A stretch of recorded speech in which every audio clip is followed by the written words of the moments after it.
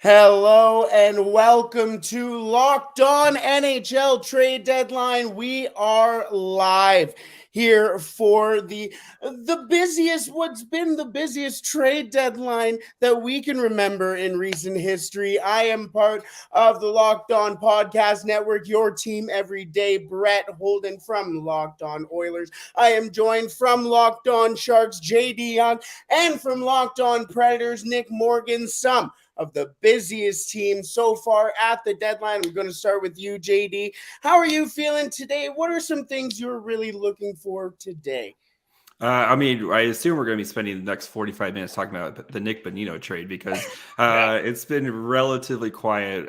We'll get into it a little bit about the trade deadline week versus the trade deadline day. But, it felt like a lot of teams kind of made their moves already. And now it's just kind of who can pick up what pieces out of the bargain bin to try to help their teams right now.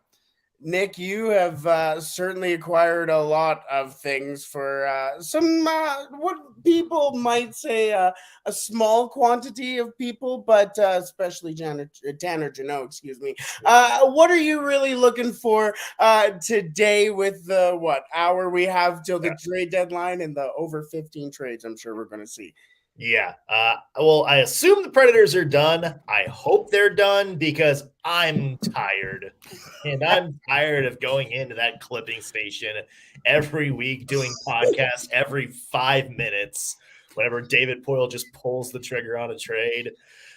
I think JD kind of hit on it earlier. We saw so many trades leading up to the deadline this year. It seems that all of the big prizes that were out there, it seems like teams didn't really want to wait for a bidding war, wanted to go out and get their guy early. So I think today is mostly going to be about the depth pieces. Now that the dust has kind of settled on the big guys, GMs are able to kind of sit back and be like, all right, all that's done. All that nonsense is good to go. What do we need still that we can get? There have only been so many moves, including, like you said, JD, the Nick Bonino trade that came in overnight or whatever while we were sleeping. I'm sure the GMs have been mightily at work over the last couple of days, I guess, really. But first of all, through the trades that have already been completed today specifically, what do you think has been the one that has the most impact immediately? I'll start with you, JD. Today, we're trying to get some sustenance out of today first. Yeah. This is your chance to talk about Nate Schnarr. Come on. Yeah. Tony's son to the Habs. It's just kind of these like adding these bottom pieces that are, these are quality pieces, right? These are what help you win championship, is having your guys like your Nick Boninos, et cetera, who can come in. They know exactly their role. They're not going to cost you a lot. They're not going to like rock the boat or anything like that. But what do you got, Nick? If you're looking just from a good player standpoint, there's a couple of them today. Like Dmitry Kulikov is going to be in a playoff push. If the New Jersey Devils are going to make a run, Curtis Lazar, that's a fourth liner. Same for Nick Bonino going back to Pittsburgh. So, there's some people that are going to help, but nothing like, Timo Meier earlier this week or Jacob Chikrin or anybody like that. There's still some people like James Van Riemsdyk's out there still. Kevin Hayes from the Philadelphia Flyers. Yeah, it's possible that we might see a few more, but I'd say we're pretty much done with the big pieces.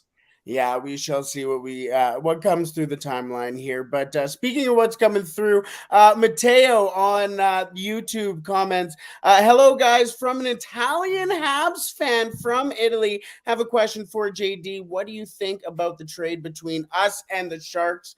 Go Habs.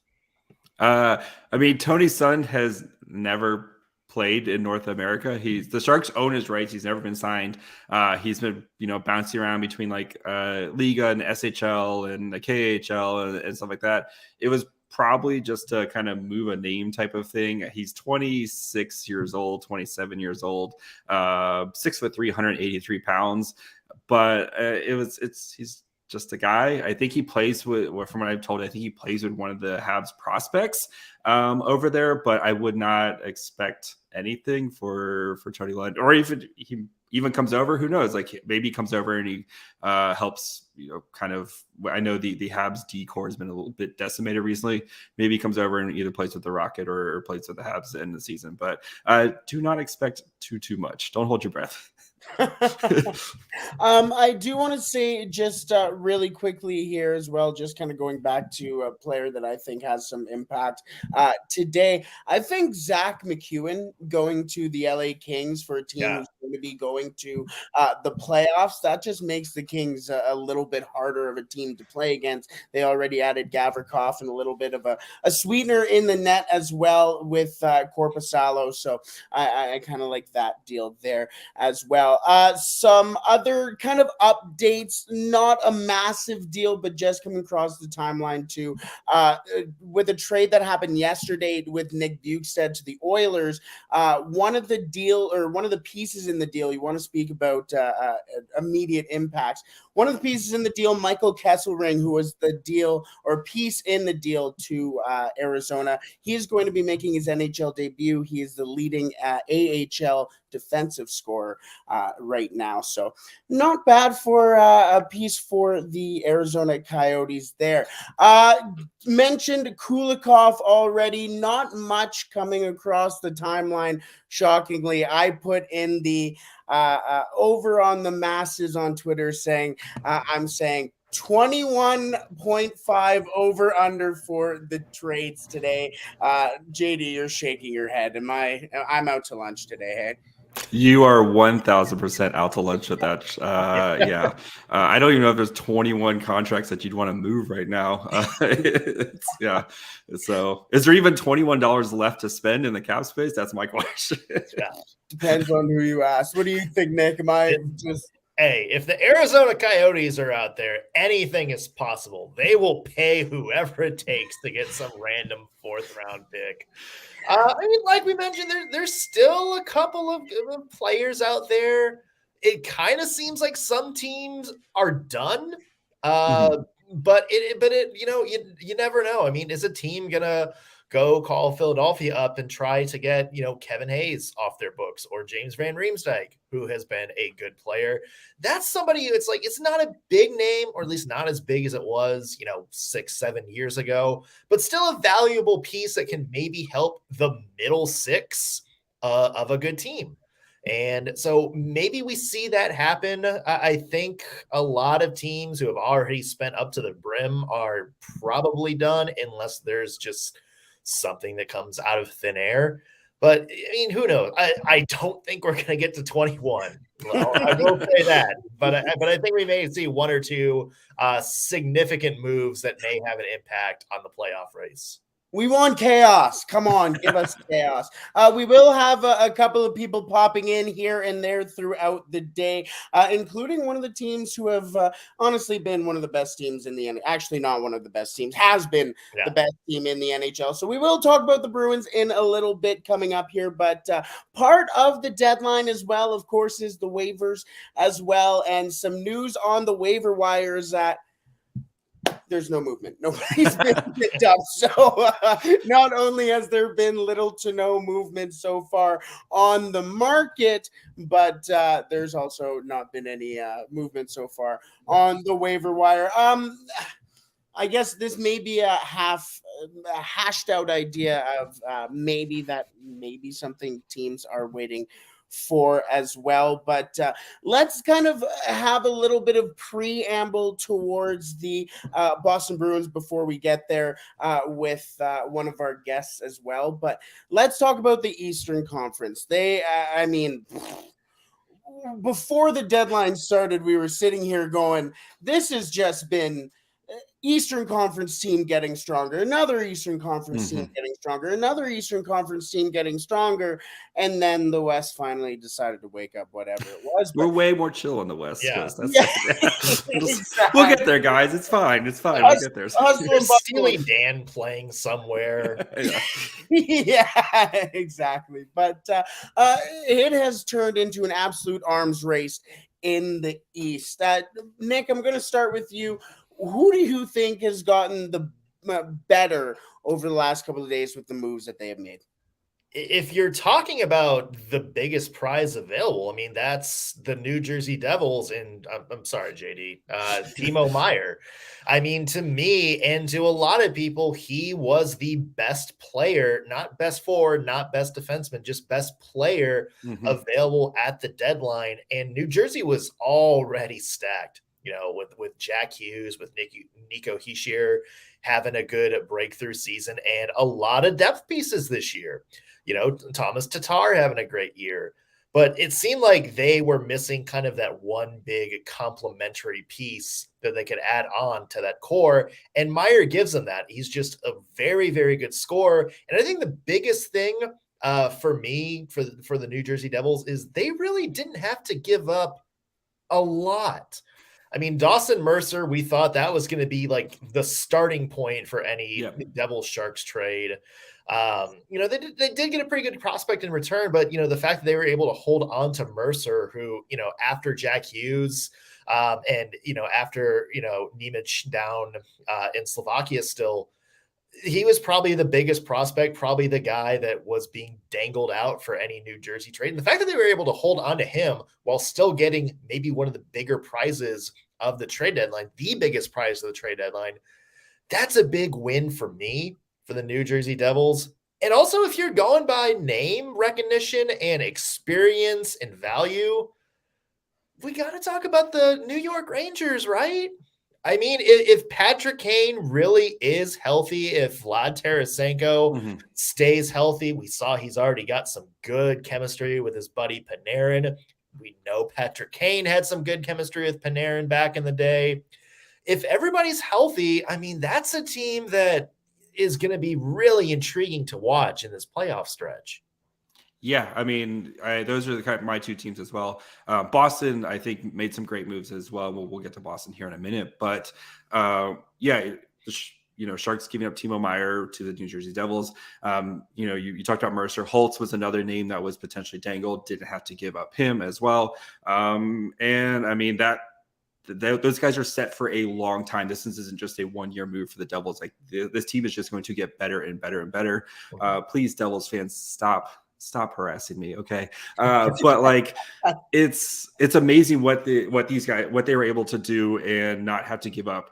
You're still a little worried. I know Vidacek's had a great season for the Devils, but you're potentially looking at first round against the Rangers and Shesterkin. That's a massive massive matchup right there. But yeah, that Rangers Devils first round matchup is going to be absolutely insane. And I, for one, cannot wait to see what happens with that. I think it's going to be fireworks. You're going to have it's going to be the perfect blend of plenty of offense, amazing goaltending. Like you're going to get everything, I think, in there. And Timo Meier is going to add some experience for this Devils team, which is very, very young. They haven't been through this before. Timo Meier's been through this. He's, with the Sharks when they went to their Stanley Cup run, and then also their Western Conference run in 2019 as well. Big physical guy who can, kind of play in the dirty areas. He can add a little oomph to the team as well. So, and he's not afraid to mix it up. We saw Timo get into a fight earlier this year, which was kind of crazy as well. But yeah, I think those two teams are really set themselves up in what's going to be a juggernaut Eastern Conference. Hot take, Ottawa Senators. They just added the number one trade piece over the last couple of days in Jacob Chychrun. This is a team who also has said that they wanted to get better, and they did exactly that with Jacob Chychrun. I mean, where else could you get better there as well? Very interesting to see what's going to be happening now with the East. I mean, we're going to talk about the Boston Bruins here in a second, but some of the additions that they have made, and especially waking up to the addition they made last night to a team who's already very strong, very difficult to play against, and a team who can score. Man, this team is going to be very difficult. And speaking of that team, we have Ian McLaren from Locked On Bruins. Ian, this team's pretty good right now, eh? Yeah, I'd say so. Things are looking pretty good right now for sure. Yesterday, excuse me, you added Tyler Bertuzzi, a massive addition for you guys to, again, I already mentioned the grit that you guys already have. Mm-hmm. What do you think Bertuzzi is going to really bring to the Bruins lineup immediately? Yeah, I'm a huge fan of Tyler Bertuzzi. I live in the junior town that he played for, and he was outstanding for the Guelph Storm in a couple of seasons late in his junior career, and they won an OHL championship during his time here. Followed his career through Grand Rapids to Detroit, and yeah, for me, that was kind of a pipe dream acquisition for the Bruins after they had acquired Orlov and Hathaway last week. I thought they might be done, but maybe wink, wink. Fortunately, some injuries have occurred that will keep Taylor Hall and Nick Foligno out of the lineup, maybe for the remainder of the regular season. Pretty sure they'll be all right for the playoffs, but Tyler Bertuzzi, for me, I've always kind of thought of him as a Brad Marchand light. He can put the puck in the net. He scored 30 goals last season. Not afraid to mix it up by any stretch of the imagination, including with said Brad Marchand a few years ago. And yeah, I mean, Jim Montgomery's reaction kind of said it all yesterday. He was asked about it, and he basically said he gave Don Sweeney a fist bump. So that's how all Bruins fans are feeling at the moment, for sure. Well, and that kind of goes into, you have an Aussie fan here in the chat, Jason Aussie Bruin Connolly, and they mention, do you think Sweeney has done enough for the Bruins for a cup push here? What was that? So he asked, do you think Sweeney has done enough for the Bruins for a cup push? I mean, yeah, I talked about that on Locked On Bruins today, kind of just grading what he was able to do prior to today. We still have some time for a move to be made, but full marks to Don Sweeney. They only subtracted Craig Smith off the active roster. All due respect to him, not quite as effective as he had been early on in his tenure. Nick's crying right now. yeah, seriously. Feel bad for him. They've given up a ton of draft picks, but I mean, it's just an opportunity for Don Sweeney not to be criticized for some off the board picks that he's made in the past. Trading has always been his strong suit, for sure. He hit a home run last year with the Hampus Lindholm trade, the year before with Taylor Hall. Even if these guys are pure rentals for this season, I still think he has made this team bigger, better, and that's saying quite a lot considering how far ahead of the field they are at the moment. Hey, Ian, of course, the other news was the David Pastrnak signing, locking up one of, top 10, top 5 guys in the NHL right now for the next 8 years. I know at some point the bill does come due when you make these types of deals, but if you win a cup, it doesn't matter. But what does it mean having Pastrnak, who's not going anywhere for the next 8 years, that he could potentially be part of the next Bruins core, right? Yeah, I think it's huge. And I mean, there's a lot of talk, of course, about what this team will look like in the post Patrice Bergeron era when David Krejci decides to hang them up. But for me, Pastrnak re-signing and committing to this team long-term tells the organization and the fans that he believes in kind of the culture that they've built there. He believes that they will be able to build around himself, around Charlie McAvoy, around Hampus Lindholm. Those are kind of the 3 core guys who are signed longest term in Boston. And that's if they're not able to, draft and develop guys internally, that his presence, McAvoy's presence on the roster will be able to attract some talent to fill in around them. It's going to be tricky, of course, with those 2 guys. Yep. Unless the cap rises, making like 25% of the cap. But it would have been disastrous for him to even get to free agency, and for him to re-sign, commit. It just speaks volumes of how much he believes in what they've been able to create here in Boston over the last several years. 100%. Yeah. Go ahead, Nick.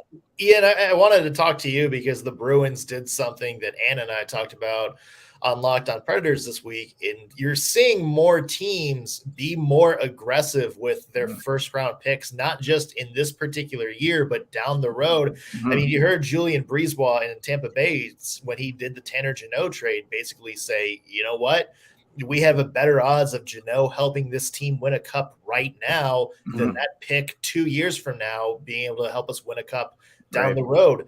The Bruins have been one of the teams that have done that. I'm curious your thoughts on that. Is that a strategy that you agree with, or does it make you kind of nervous to maybe not have a prime draft pick to put in your prospect pool? I mean, it does make me a little nervous for sure looking forward. Having said that, again, drafting hasn't always been Boston's strong suit. And the way I look at it, you only get so many legitimate shots at the Stanley Cup. There's plenty of opportunities down the road to recoup draft picks or to flip a guy like Eric Haula for a guy who was drafted 6th overall a few years ago, who's now entering his prime in Pavel Zacha. Don Sweeney's been pretty creative. He's never been afraid to trade first-round picks. I think they've only had a couple over the last few years. And it's a testament that in all these trades, they've still been able to retain. They don't have the deepest prospect pool in the NHL, but the guys who are considered their top prospects, they didn't have to deal in any of these trades as well. So they still have Fabian Lysell, who'll probably be up with the big club next season. Some, guys who may or may not pop at some point. But, I mean, if there's a banner in the rafters, it doesn't matter. Exactly.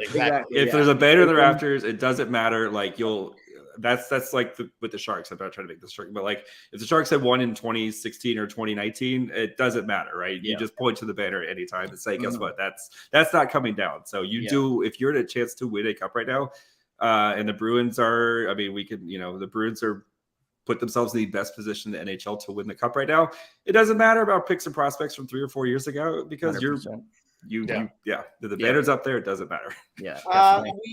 Speaking of which, that is the goal for all the teams at the deadline right now. And we do have some news regarding a team in your division, Ian, and that is the Buffalo Sabres are getting a little more grittier. They are acquiring Jordan Greenway from the Minnesota Wild in exchange for a 2023 second-round pick. Now, that makes the already difficult Buffalo Sabres team even more difficult to play against, even more bigger as well. I mean, their best player is Tage Thompson, and he's the size of Andre the Giant. So that's pretty nice addition for them there, a team or a move that makes them a little better there.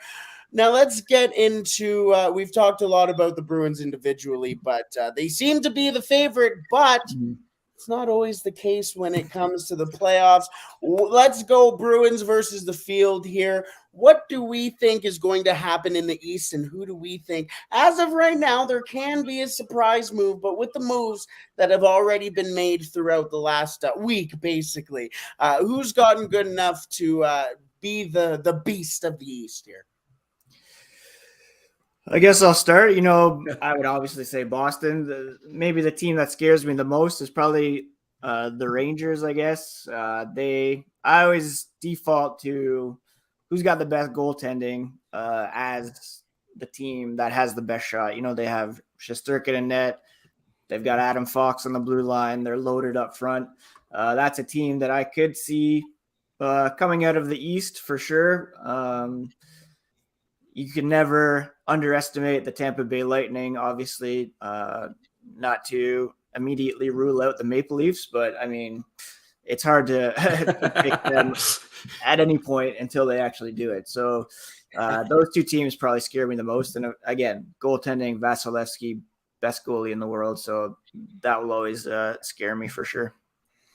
Yeah, I mean, it just seems like Tampa Bay is going to be Tampa Bay, isn't it? Like as good as the other teams in the East are, as good, as much improved as everybody's been. I mean, it's still like the Tampa Bay Lightning. There's still something about them. It's like the Golden State Warriors at this point in the NBA. It's just as good as every other team in the NBA has gotten. As much as everybody has tried to jump up on that bandwagon and try to build that power team, they're still the OGs. Yep. And for me, it feels like that's what makes Tampa the most dangerous team to the Bruins right now. I'm with you, Ann. I kind of agree. I think the road through the East goes through Boston. But if there was one team that I would put money on to unseat them, it would be Tampa. Yep. Totally fair for sure. Yeah. I wonder though, are we not talking enough about the Hurricanes, right? Like they just been quietly just kind of minding their business. I know they don't have Pacioretty. They lost him after he came back from his Achilles injury, but like they're just quietly do their thing. They just plug and play goalies in, and it works. Their system, you just kind of count on their system. You have Brent Burns, who's had a bounce back season for them, is fit in with like a glove. They have depth scoring. They have, guys like Aho, who's a star. Again, it's you could take any team in the East, and for most of them, I'd say 4 or 5 teams out of the East, and you could make a reasonable argument. I just say like the Hurricanes quietly doing their business. Would you be surprised if it's Hurricanes Bruins at the end of the day? Nope, not at all. No, yeah. And that was have they done enough this deadline, you think? I mean, of all the teams, they missed on Meyer. There was rumors they were interested in Kane, but Kane didn't really want to go there. I mean, in terms of the arms race, I still think they're going to be a good team. I still think they're a dangerous team, and they have plenty of weapons to make it work. But have they done enough? That's my question. I mean, Puljujarvi, we don't really. Well, exactly Puljujarvi's going to be. Yeah. The Canes, they spin that stuff to goal. Puljujarvi's going to become like a 20-goal scorer for the rest of the season or something. That's just what they do. They just take other teams' guys who just maybe don't quite fit, and they kind of spin it into gold. So Yes, Puljujarvi with Sebastian Aho set the highest assist total in the World Juniors since 2014, 2015. The player that he was closest to was Teuvo Teravainen. So, there you go. You're just not saying, just saying. Can they finish? Can they finish? Well, there you go. Right now, Puljujarvi has the finish of a Swede. But let's just to shore up on that last move as well on Greenway. Jack Eichel, little Jack Eichel connection on this deal. The second round pick is actually the pick from the Vegas Golden Knights. And there's also a 5th round pick attached to the deal going to the Wild. Now, there is also some rumblings as well, not in the East, however, in the West, and also with the Minnesota Wild. There are reports that Oscar Sundqvist is on his way to the Minnesota Wild right now, waiting for a return there, but that is from Shayna from The Athletic, and Darren Dreger also getting the retweet there. Shayna's on fire. Yeah, her Gossip Girl tweets are my favorite thing in the deadline so far. Can we talk about her Twitter game this trade deadline? It's gone it's got to be the star, right? Her the Gossip Girl tweets are literally my favorite thing. How she just kind of was like, oh, someone should do a Gossip Girl thing, and she's like, oh, I'm just gonna do it. Clear out, boys, I got this, and just dunking on people right now. It's the best. Yeah, it's great. Thomas Balzer, says Maple Leafs literally got a laugh from us earlier, so we'll see if they got a little something going coming up today. Maybe I would not be surprised to see. The thing is, too, we didn't really mention Toronto too much. There was a slight mention, but still there wasn't too much about it either. And Chris Lee says Van should get Elias Pettersson's brother a meal. asking Why if, not at this point? yeah. What's the worst that can happen? Well, 100%, right? There's only so much time left, and I'm sure he could play well under Rick Tocchet here. We are just hitting the 30-minute mark to the NHL trade deadline. We are really pushing that 21 total here. I'm telling you, there's going to be a flurry. There's that one trade deadline a couple of years ago. It was the trade deadline. The only reason why I remember is because I went to sleep about 2 p.m. and it was the trade deadline where Pat Maroon became an Edmonton Oiler. But there was about 6 or 7 deals that came in after. So I'm just saying we get to 12, we get to 13, we might be able to do it here coming up here. We do have a half-baked thought from Locked On Raptors host Sean Woodley. He really wants this move to go on. UC Saros to the Toronto Maple Leafs. He's really pushing it. I see a lot of head shakes. Let's get some thoughts here. There's goaltending conversations with the Maple Leafs of sorts. Is this another one of those half-baked ideas, or is there some merit to it? JD, I saw you shaking your head the most. We don't need the Maple Leafs ruining another goalie in UC Saros. Come on. Like, what really? Like, what are they going to give up? I mean, you run out of ammo at some point here. So no, I know Sean is that guy who's like, every year is like, this is the year, guys. This is the year the Maple Leafs are going to do it. Love you, Sean, but no, the Tampa Bay Lightning are going to win in the first round because that's what happens every year. And until history is instructive, right? That's what happens. So, but Saros to Toronto, that would be a huge get for them. I don't know if the Predators would want to trade Saros right now. I mean, I know their goaltending pipeline, they've got some guys in there, but Saros is like really, really good. Yeah, if Toronto, Preds need a center. If Toronto is willing to part with Austin Matthews, yeah, absolutely, let's talk. The deal is 1 for 1. Yeah, I mean, here's the thing about UC Saros, because there's been a lot of people saying that the Predators should trade him because he's the guy that's going to get the biggest package back for the Preds. I think goaltending in the NHL is just such a crapshoot. You never know what you're going to get. I mean, we've seen perennial Vezina finalists switch teams or sign monster contracts and just absolutely crap the bed the next year. Hey, Jacob Markstrom, how's it going? Hey, come on. I mean, but how many times have this happened? Flames was in here earlier. That's just a stray right there. Yeah, I mean, but also, Sergei Bobrovsky, Jack Campbell. I'm sorry. Hey! I'm sorry, Brett. But I mean, but do you see what I'm saying? It's just you never can quite know what you're going to get with goaltending. And here you have UC Saros, who's I don't think gets enough respect around the league of how consistently good he's been, not just over like this year and last year, but really since he took over that starting job in 2000. If you compare his numbers, he's up there with Vasilevsky. He's up there with Shesterkin in terms of, a lot of both the stats like save percentage and stuff like goals saved above expected. He is legitimately one of the best goalies in the league right now. And if you're the Nashville Predators, can you find somebody better than him right now? I don't think you can. I know we have Yaroslav Askarov, first-round pick, maybe behind Jesper Wallstedt in terms of best goalie prospects in the NHL right now.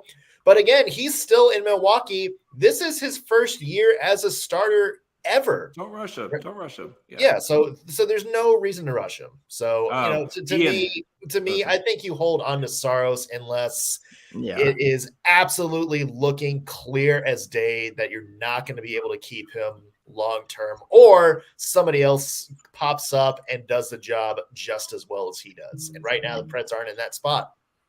Ian, I do have to ask, how is it to have both a Vezina caliber and Rocket Richard caliber goalie on the team with Ullmark? I know, that's what a week for him. It was pretty wild to see that goal go in. He tried it at the Winter Classic, just missed. I wouldn't be shocked if Jeremy Swayman gives it a go as well this year to put that in. I know it's a healthy competition between them. I know those two guys seem to love each other, but definitely a healthy competition between them. So yeah, I would not be Swayman. Definitely is gonna. I think he'll get his opportunity at some point. They're gonna let him go for it. The game before, I saw him just getting ready. I forget what they were playing, and I saw him. He had a lot of space to do it, and I was kind of disappointed. Then I looked at my phone and saw Omar got it. I was like, no way. But we do have a couple more moves coming in, guys. And they are some real needle movers. The first one coming in, the Sabres have acquired Chase Prisky from the Ducks for Austin Strand. Another one. Wow. Hey, the only reason why I'm mentioning this is to keep that ticker going. They don't ask how many. They don't ask how. They just ask how many at the end of the trade deadline. It counts towards the 21. That's exactly it. But the Sharks have also made a deal as well. Scott Reedy is on the way to the Stars for Jacob Peterson. And then Dryden Hunt is on his way to the Calgary Flames for Radim Zahorna. So, and that's also another Shea deal. So there we go. Really moving the needle here. Yeah. Shayna deal. There we go. Poor Scott Reedy. Sorry. Yeah. Balance of power shifting drastically with these moves. Exactly. So the big name right now seems to be James Van Riemsdyk. Really, that is the name that may be the biggest one that comes off the board, but let's move past James Van Riemsdyk. I want you to think of one name, like the top name, who you think will be on the move today, and just where you think they'll be going as well. JD, I'll start with you. I mean, I think we talked about goalies. James Reimer still available if a team needs you need a guy who's going to come in and can play some backup.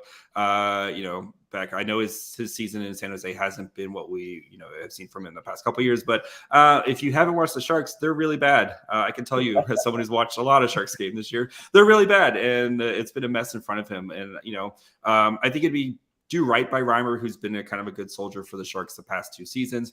Let him go play some meaningful hockey down the stretch. And it's not going to cost you very much to acquire James Reimer. That's just I want to see James Reimer play some meaningful hockey here. Nick? It's a name that we talked about last summer too. John Klingberg. Now remember, a lot of people were like, "Oh yeah, Klingberg is definitely." JVR. Sorry to cut you off. Speaking of James Van Riemsdyk, and we have Locked On Flyers in the chat as well, but James Van Riemsdyk is on the move. James Van Riemsdyk is on his way to the Detroit Red Wings. Why? Why? What the heck? Nick, you seem to be a little perplexed. Initial thoughts on this deal? What? Why? They just traded Bertuzzi. Why are they adding Van Riemsdyk? Yeah, I mean, I get it. Sure. I'm trying to frantically pull up his cap friendly here to see what the situation is there. He's a rental. He's a rental. I mean, 1 year left at $7 million. $7 million, yeah. Sure. I mean, it doesn't hurt Detroit, but I mean, I guess this is kind of like the thing that's saying, well, we're still sort of in the playoff race, even though we just traded half of the team. Yeah. I don't know. Weird. I'm curious to see if there is some other move that goes along with this. Maybe you just want to have veteran leadership in the locker room. Yeah. I don't get it. Like, I have no idea what the point of this for Detroit is, other than just the Flyers wanted something for James Van Riemsdyk, and Steve Yzerman was like, yeah, why not? Still waiting on the return right now for James Van Riemsdyk. I'll go to the Eastern Conference host first, and then we'll come back to you, JD, on this deal. But Ian, on or from an Eastern Conference perspective here, what do you think of the Detroit Red Wings getting JVR? Yeah, it's just kind of odd. They sold Tyler Bertuzzi yesterday. They're adding another winger. They just lost those pair of games to the Ottawa Senators, which made you think that they were kind of calling it a season. Traded Ronick to the Canucks. I'm not really sure unless there's some incentive that they're being offered from the Flyers to pick him up. I'm not really sure. I mean, I guess you have negotiating rights with guys that are UFA, so maybe they have some long-term interest and might want to sign them at a reduced rate going forward. But kind of mixed messages being sent by Steve Yzerman here in the last week leading up to the deadline. Completely agree. JD? Yeah, I mean, I think Ian hit it right there. Was getting another adult in the room, right? And then you kind of, hey, come in, see what you think, and then we'll sign you next year to a much cheaper, shorter term deal type of situation. But you can come in and kind of type thing right now. But we'll see. Maybe the Flyers had to give up something to get. I'm curious to see. Maybe it's more of a salary cap dump. I know the Flyers cap situation isn't the greatest either. But I mean, again, he's expiring contract this year. It's a little weird. Yeah. Locked on Flyers just pointed out too. Flyers and Detroit play this weekend. So that's going to be a good JVR revenge game. Incoming for JVR. Also mentioned by Locked On Flyers. Sure, the Flyers will retain 50%, but we shall see. Again, this is pending a trade call, pending a physical, as they all are on trade deadline day. So to recap, James Van Riemsdyk on his way to the Detroit Red Wings already. I think we interrupted Nick there in that conversation. Nick, let's get back to what we were talking about. James Van Riemsdyk has now been moved, so forget that first preamble. But who do you want to see moved, or who do you think will be the big key moved here today? I said Klingberg. Remember, he was the guy that signed like the 1 year prove it deal and was going to be like, this is 1 year ball out for the Ducks and then get a big return of the trade. They did not ball out in a massive way. Yeah. And he is having a particularly bad season, but do you look at his time in Dallas and go, you know what? Like there's something there. If we can put him in the right situation, is he still going to have that value that he had back when the Stars made their cup run a few years ago? And I think there's enough teams out there in desperate need of defense that'll go, yeah, absolutely, for the right price. So I don't think that the Ducks are going to get that massive return that they had hoped when they signed Klingberg back, but I think they can still get some value for him. Little update on this JVR deal. Darren Dreger is reporting that JVR is likely heading to Detroit. Deal isn't done as the Red Wings are in the process of moving another player. So hey, ticking down. I'm saying there's going to be lateral moves that are going to be happening here. I think there will be more coming in, especially after the deadline. But for right now, JVR, likely a Detroit Red Wing. Ian, now that JVR is likely a Detroit Red Wing, who would you like to see move today? I mean, a lot of Bruins fans seem to be clamoring to have Milan Lucic reunited with the band for this last dance scenario. I don't know if I'm fully on board. I still like to see the Canucks do something. Maybe JT Miller moves out, Brock Besser, Connor Garland, big name like that in Vancouver. I don't really know. It sounded. I don't know if you guys talked about this earlier, but there was the report earlier saying they had an offer for Miller on the table with Pittsburgh, but then they didn't want it because it was just picks and they need a center, which is really weird because you have this opportunity to get out from underneath this contract that's supposed to start next season. I I mean, yeah, Vancouver, I'd like to see them do something big with some of these guys they have there. Call me crazy, but and that's a very easy thing to call me. But speaking of Vancouver, I think they need to get out of that Besser contract for the betterment of both parties in this. Besser's a great hockey player. He has gone through some very difficult things in Vancouver, and I think it would be just much easier for him and the team to just kind of wash their hands clean and say, hey, thank you for everything, because I don't think it's a sour thing. It's just hey, we're heading down this road. You're heading down this road. Let's call this where it's at and move on. I think it would be a really good deal for Toronto, or for Toronto to Vancouver there. And I don't know. I just think it would be a decent deal there. But Ian, thank you so much for spending your time here with us on deadline day. No problem at all. Thanks for having me.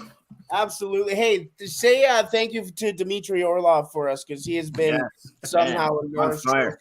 As many goals so far with the Bruins as he had this season with the Capitals, which is pretty incredible. Yeah, there's 20 games left. So enjoy that. Thank you again, Ian. Yeah, no problem. Best of luck down the road. Yeah, see ya.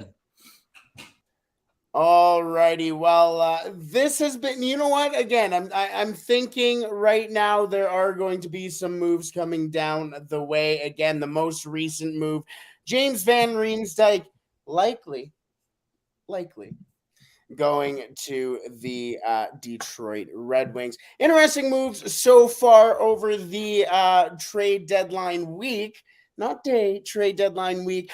Make sure you put in the comments as well if you have any questions. We have, a lot to talk about today, but make sure you get your questions in, and we will answer them accordingly. We will have some guests throughout the deadline today. We are just under 15 minutes away from the NHL trade deadline. It seems like some dominoes are about to fall. Alrighty, we talked about the Eastern Conference. Let's move to the West. We talked about the Western Conference being a little more laid back recently, and not a whole bunch of massive moves for the Western Conference. But right now, between the Western Conference teams, what do you think has been the biggest move so far? Nick, I will start with you this time. Oh, don't start with me. I have no idea. I think in terms of value, Brett, back me up on this. The Edmonton Oilers went out and got Matthias Ekholm, and that's somebody that they needed. They needed to shore up that defense. Matthias Ekholm having a fantastic season, had it this year for the Nashville Predators in the midst of a lot of other Predators just kind of falling apart defensively.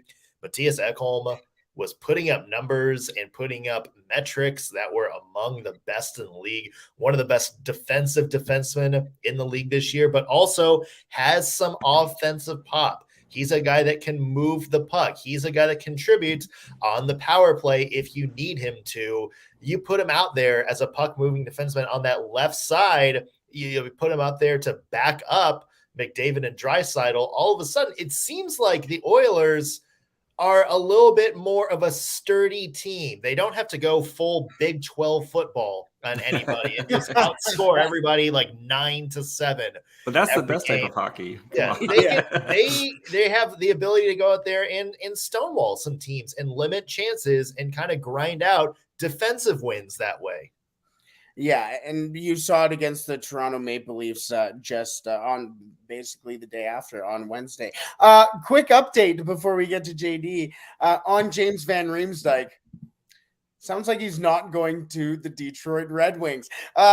Chris Johnson is now reporting that told James Van Riemsdyk is not getting traded to the Red Wings, and Darren Dreger has said, oh boy, things changing fast on JVR. So pretty interesting now coming out. I'm curious if the lateral move that was needed to be made by the Detroit Red Wings is now being hung up. Depending, again, we are now approaching 10 minutes to the NHL trade deadline.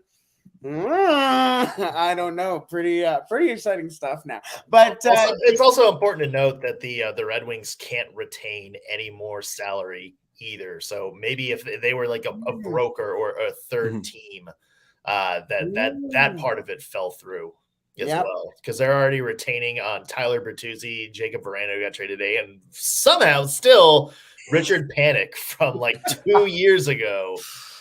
So there's, if there was anything like salary retention involved somewhere, they would have needed a third team somewhere, and maybe that part of it fell through.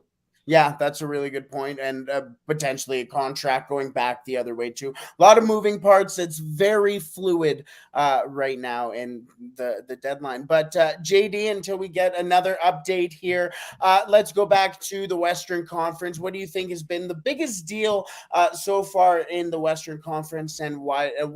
What move do you think has made the biggest impact? Actually, one of the moves this hurts my heart to say this, but the Kings trading for Jonas Korpisalo from the Blue Jackets.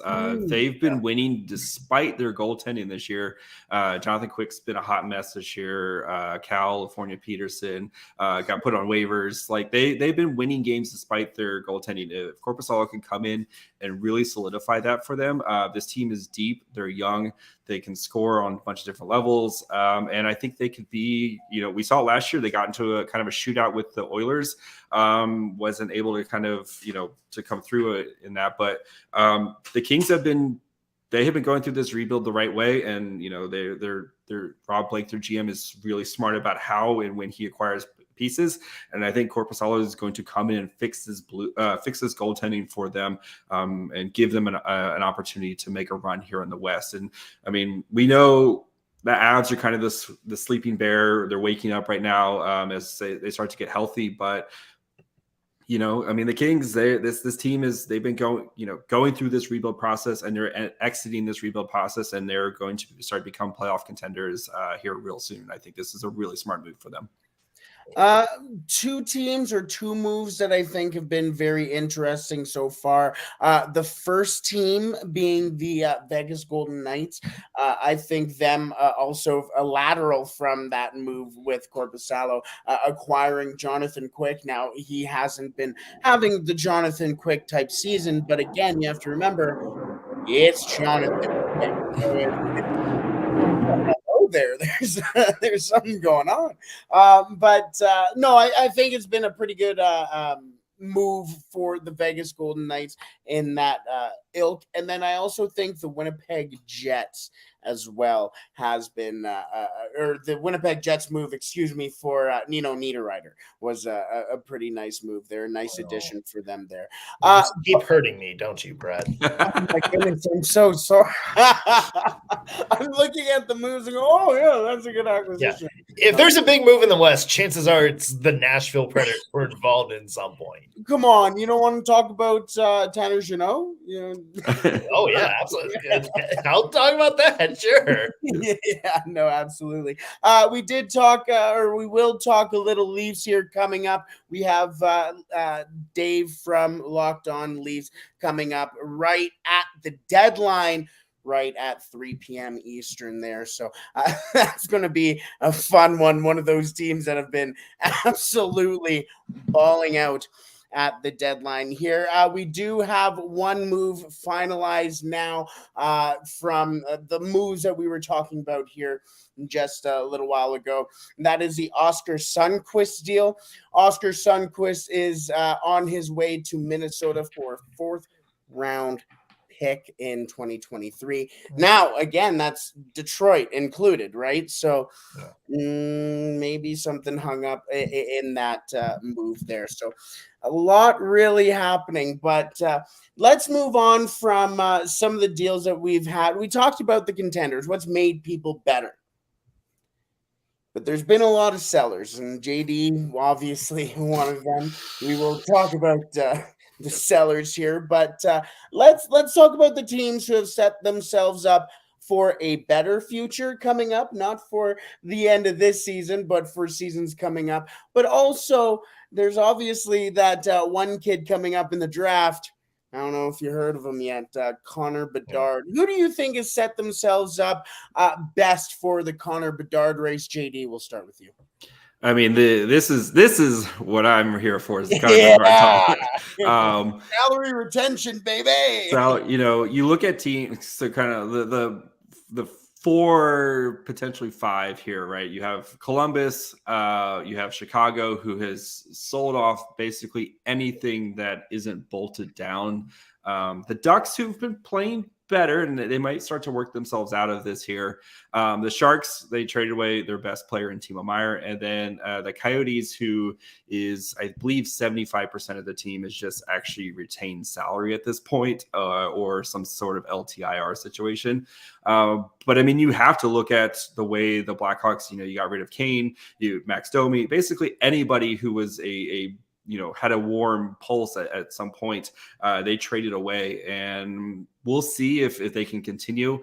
If the hockey gods are just, they will not win the Connor Bedard lottery just because of all the shenanigans in their background. But you look at these teams that have kind of been there from the beginning, and they can see the finish line. And even if you don't win Bedard, as I said, shoot for the Bedards. Even if you miss, you land among the Fantilli. This draft is insanely amazing. And if you don't get Bedard, you're still going to get a great player in the top 5 between, Leo Carlson, Adam Fantilli type of thing. So, but yeah, I mean, these teams they've put in the work for the tank. But I think, Chicago has really kind of torn this thing down. And they've done a really good job of acquiring as many potential assets to rebuild this the right way. Speaking of teams that have been building to Bedard, is that something that we're going with? Building to Bedard. There's the hashtag right there. The Arizona Coyotes. The Arizona Coyotes have traded another defenseman. We have another deal in place here. The Arizona Coyotes are sending defenseman Troy Stecher to the Calgary Flames. A pretty interesting deal here is the Flames do add, I think that was one of the teams, or they were one of the teams where we're going, what are the Flames going to do here? Add a defenseman here. Nick, I will come to you with initial reaction. Stecher to the Flames. What do you think about this one? Good for the Calgary Flames. I mean, it's Troy Stecher. I got to watch him watching Detroit a lot last year, and I think he's another guy that, play him 15, 16 minutes a night, and he gives you exactly what you need him to give you, which is basically go out there and don't screw up. And that's somebody that Calgary needs right now, because they have defensemen that are screwing up. So I think Stecher just gives them some nice defensive depth. If you're the Calgary Flames, you probably would have liked to see them maybe get more aggressive, trying to get a D-man this year. I think they got some good forwards. Mackenzie Weegar has certainly, I think, worked out pretty well for the Calgary Flames, but there's just not a lot of defensive depth, and that's kind of what's been their Achilles heel this year. 61 games played so far for Stecher, 0 goals, 7 assists to add to his 1 assist from last year, where he played 13 games with the LA Kings. Now, that was an injury-riddled season, and that may be something that may go against the Flames in this deal, a guy who hasn't been the healthiest right now. So, JD, do you think this is kind of more of a riskier deal than a rewarding deal? I mean, I don't know what the Flames are doing, right? Are they really going to make the playoffs here? And maybe this is their hey, we tried type of move by getting Stecher. But I just don't know what, I actually kind of like their pivot this offseason, especially with losing, Kachuk and Gaudreau. Kind of that retool on the fly. Hi, Vancouver. But again, what does Calgary do? They're kind of stuck in the creamy middle, and that's where you don't want to be. You either want to be an actual playoff team, and because you never know what happens when you get into the playoffs, we've seen that before, or you want to be one of these bad teams that you're trying to get it's what's going to be an insane draft class, and they're just a creamy middle team that's we're not going to make the playoff. We're too bad to be good, and we're too good to be bad. I am not sure how I feel about hearing creamy middle. Oh, creamy middle is the worst thing in sports. No, exactly. We are T-minus 1 minute away from the NHL trade deadline. Only 15 more trades to go, baby. Yeah. What are you sitting at? I was going to mention my poll on Twitter has officially closed, and 88% have said the under. But I'm not saying. We're just saying. But yes, we are on the official countdown here. But until something gets done, let's get back to this Bedard talk. And JD, who are you mentioning again with your team? Oh, sorry. One more time. With the Bedard, who set themselves up for best for Bedard. I mean, I think Chicago has, but I'm praying that the hockey gods are just and mighty hockey gods and don't let them win. But I mean, my own San Jose Sharks, right? You trade Timo Meier. This team, have not been able to score, especially kind of since the All-Star break. Timo Meier was your best scorer. I know Erik Karlsson is having a resurgent season this year and is on pace to be the first 100-point defenseman since '92. But Erik Karlsson can't do it all by himself. And the Sharks are going to start to bring in some of their young guys. As I reported earlier, William Eklund will make his season debut for the Sharks on Saturday. And I mean, I love William Eklund. William Eklund isn't turning the franchise around this season. And I think the Sharks, they're not saying a rebuild and stuff like that, but they have put themselves in a good position. They still have 3 games left against the Jets, 3 games left against the Avs, 3 games against the Oilers to end the season. They're going to be losing a bunch of games here, and they've been losing a bunch of games. And the Sharks have never had the first overall pick. I can feel it. This is the year, baby. All this pain. This is why you lift all them weights, as Bill Parcells said. This is why you lift all them weights, is for this moment. And yeah, please. For the NHL or the lottery. Alrighty, everybody. That is it. It is 1:00 here. It is the deadline. The deadline has passed. So we will wait to see if any trades are trickling in. And I won't lie, there are right now. There has been one move. Patrick Brown from Philadelphia is on his way to Ottawa. We will wait on that. News on Carolina. They are done for the day. The Edmonton Oilers are also done for the day. Rasmus Asplund from Buffalo to Nashville.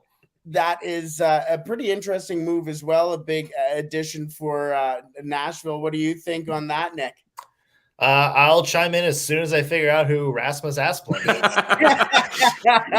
is. Already, and just getting cap friendly and elite prospect. That's what it's really about here. We are getting a couple more, some news again here that James Van Riemsdyk was not traded prior to the NHL trade deadline. So the James Van Riemsdyk era in Detroit is officially over. So get your tributes in now. Patrick Brown to the Forever Red Wing. Yeah, exactly. Once a wing, always a wing. The return for Patrick Brown is a 2023 6th round pick for the Flyers, or to the Flyers, I should say. So a couple more trades coming in right now. As always, you got to say the buzzwords. Here's another. Nashville's extending Dante Fabro, who was potentially on the block. Oh, no. Boy. Oh, all right. Who's ready to tee up Nick time now? Nick, what are your thoughts on extending Dante Fabro? Well, there was actually talk of him being traded to San Jose because of David Quinn connection. They both Quinn coached him in college, but Fabro, yeah, baby. So in ontheforecheck.com, I wrote an article saying about how Dante Fabro was guaranteed to be the one Nashville Predator traded during deadline week. I said it well before Matthias Ekholm. I said it before Jeannot, before Niederreiter. I was like, there's maybe 50-50 on some of these players, but Fabro's the one guy that is going to get traded. And Nick Morgan, Locked On Predators. Yep. So if you want some quality insider information, follow me because I am 100% wrong most of the time. Dante Fabro is a guy that he just never seemed to quite develop into what we thought he was going to be. At Boston University, we kind of thought he was this great, two-way puck moving defenseman, former number one pick or first round pick, I should say. And he was a guy that the Preds felt so highly in his ability that they traded PK Subban to get him in the top four because they thought he was a natural replacement. We've seen he's a great skater, really good defensive instincts. It hasn't come all together. There's been lapses in just, I think, his hockey awareness at times. And it really seemed like he fell out of favor with John Hines, which is kind of surprising. Maybe this is a Barry Trotz move and saying, you know what? I don't know what John Hines is seeing in him, but I see something in him. I would like to have him on that. The deal is 1 year, $2.5 million from Jeff Merrick. So there you go. And speaking of defensemen who weren't moved, Justin Hall was not moved today. At least right now, he may have been moved, but we are joined by Locked On Leafs host Dave. David, what a trade deadline for the Leafs here. Barring anything late, nothing today. So let's talk about the moves you have made beforehand. Let's just the top one right now before we get specific. What is the one that really jumps out to you over the last couple of weeks? And you can include Ryan O'Reilly. Yeah, I was going to say the Ryan O'Reilly trade was the one that put this team in a totally different just viewpoint of everyone across the league, because everyone said the Leafs needed to go out and, really try to make a big push. And they went and got a guy that does exactly what this team has failed to do, which is win really in the playoffs, right? Guy wins a Conn Smythe. He beats the Boston Bruins to do it as well. So, the Ryan O'Reilly trade, I think, was the big one for the Leafs, which is why, I wasn't surprised that nothing was really done today. I think Kyle Dubas, maybe the phone battery died because he's just been so busy the last few days. I think that's what happened there. I think Kyle, even though he has like 3 or 4 phones at one time, I think they must have all just died after all the activity he did just this week too. Like, we've never seen the Leafs make this many moves over this period of time and shake up a team like this. So it was a little bit refreshing. I'll call this a refreshing deadline just because they'll add like one guy every year. Or last year they got a little crazy and they added 2. Like, that was Kyle got me a little hot last year at the deadline. But, just go ahead, Brett. No, sorry. I just wanted to say we do have one more move here coming across the timeline, a little bit of a minor one. The LA Kings have traded Austin Wagner to the Blackhawks for a future consideration. So, sorry, Austin. But the Habs are done for the day as well. Joel Edmondson is still a Montreal Canadien. But yeah, much to the Locked On Canadian chagrin, I think. Dave, I want to ask about the Leafs because I don't even have to ask you if it's cup or bust for the Leafs at this point. Is it second rounder at bust? This point, I think maybe second rounder bust, maybe accurate. But I mean, this is a team that needs to make a deep run now. Do you think they've done enough to do that? Is Ryan O'Reilly really the missing piece up front, that missing depth piece, or is this Nick Foligno 2.0?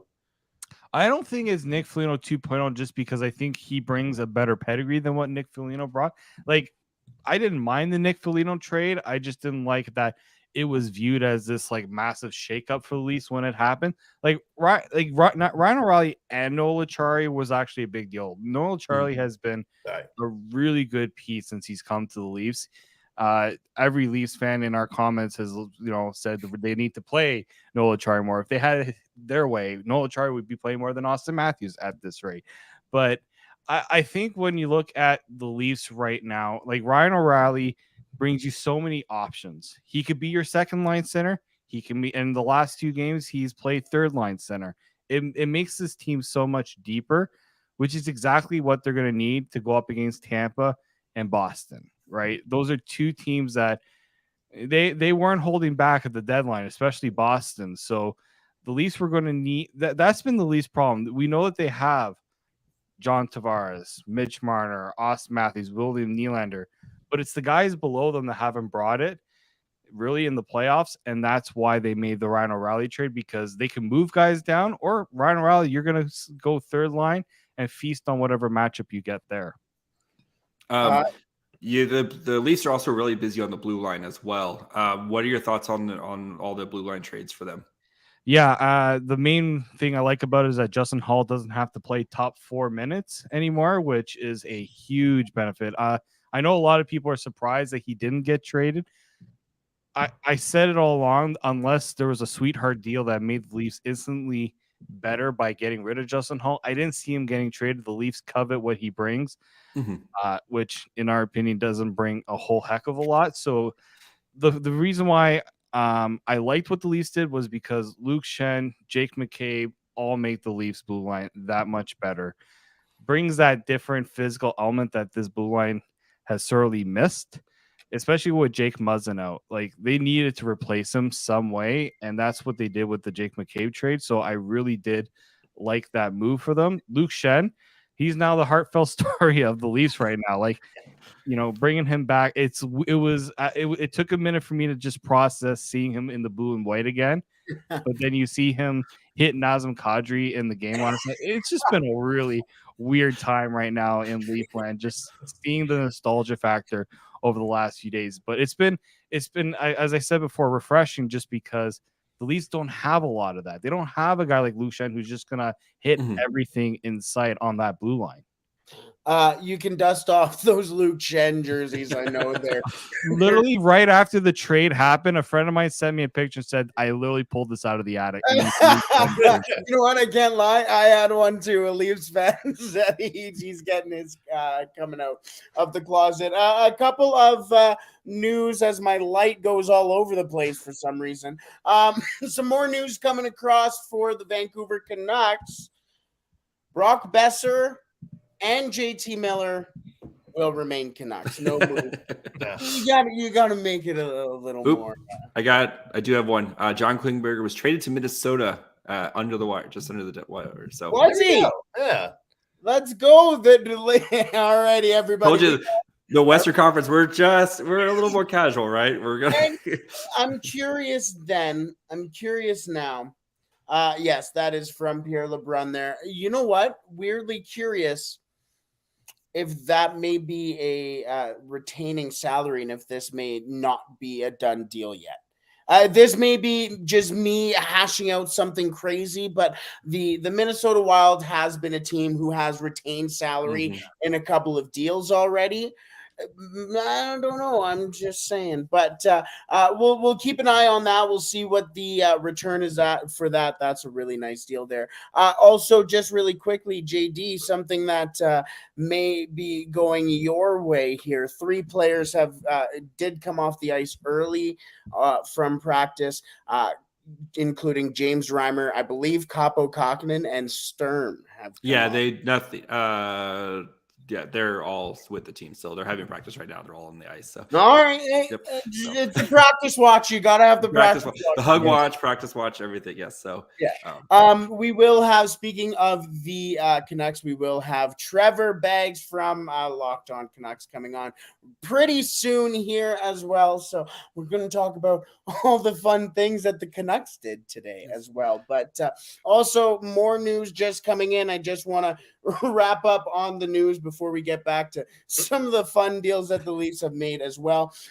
But Troy Stecher and Nick Ritchie, get this. Troy Stecher and Nick Ritchie are on their way to the Calgary Flames for Connor Mackey and Brett Ritchie. All right, Richie on Richie. Richie for Richie. That is another deal coming in under the wire here. So before we do get to the Canucks, Dave, I do want to mention as well, Eric Gustafsson, that was a pretty interesting deal for the I see you curling your eyebrows already. Rasmus Sandin going the other way. Just talk about that deal in general. What are your thoughts on that move? Yeah, that one caught a lot of us by surprise because we didn't view Rasmus Sandin as someone that the Leafs would consider moving. Although my co-host Mike DeStefano did think that if a deal were to happen and the Leafs needed to move a piece off the roster, Rasmus Sandin was that player, just because his role was taken over by Jake McCabe coming to the Leafs and all these, and Mark Giordano coming last year.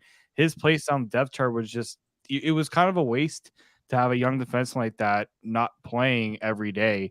And so, Washington obviously stepped up, offered a first round pick, which, it's obviously the Bruins pick. So it's likely going to be late in the first round, which is what they got Rasmus Sandin when they drafted him all those years ago. So it just never worked out. There was a bit of that rift when he didn't come to training camp looking to get that contract, trying to get that, everyday role, although he just never really put himself in that position to earn the everyday role. So Eric Gustafsson come back. I guess they just needed a body on the blue line. They just wanted to have options in case of an injury.